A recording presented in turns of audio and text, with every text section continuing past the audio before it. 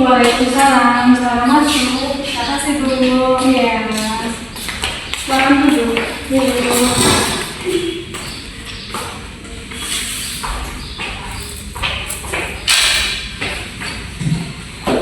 Warahmatullahi wabarakatuh. Waalaikumsalam, Bu. Oke, di sini kita perkenalan terlebih dahulu ya. Perkenalkan, nama saya Mutiara Sari. Saya sebagai konselor akan membantu Mbak mengatasi permasalahan yang Mbak hadapi. Kalau boleh tahu nama Mbak siapa? Perkenalkan, nama saya Dinivira Pangesti sebagai mahasiswa dari Universitas UNAD Lampung. Oke, baik. Mbak kesini tadi gimana, keadaan macet atau tidak?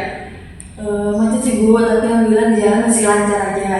Oke, baik. Di sini saya mau memegang 3 asas, yaitu ada asas keterbukaan, kesukarelaan, dan asas kerahasiaan. Di mana asas kesukarelaan yaitu Mbak sukarela bercerita kepada saya itu murni dari diri Mbak sendiri.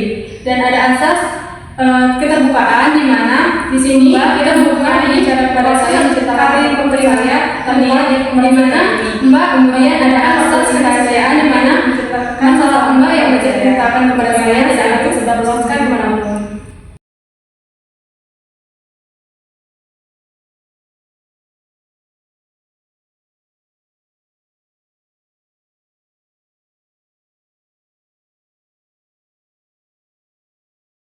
Baik, sekarang saya ingin kamu bercerita sedikit tentang diri kamu sendiri. Bagaimana kamu mengenali dirimu sebagai mahasiswa? Oke, Bu, saya merasa saya cukup serius dalam belajar, tapi kadang saya terlalu keras pada diri sendiri. Saya punya standar tinggi, tapi belakangan ini merasa gagal mencapainya, Bu. Oke. Baik, apakah kamu punya kemampuan yang cukup untuk menjalankan perkuliahan? Kalau seperti ini sering terjadi karena mahasiswa ya, kadang bisa mempengaruhi kesehatan mental. Apa kamu merasa cemas, stres, lelah, atau mungkin tidak termotivasi? Iya, Bu.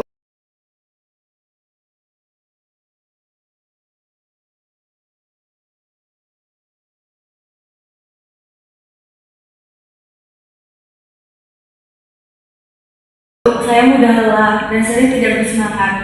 Saya masih bisa tidur dan makan, tapi merasa tidak seproduktif biasanya, Bu. Oke,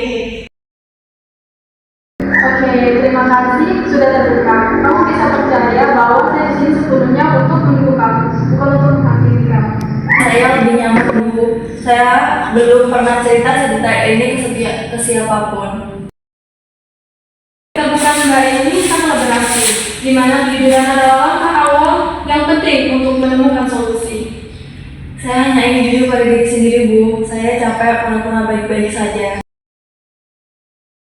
Dan di sini saya bisa melihat kekuatan mampu menghadapi kenyataan dan mencari bantuan. Itu tanda keberanian dan ketahananmu.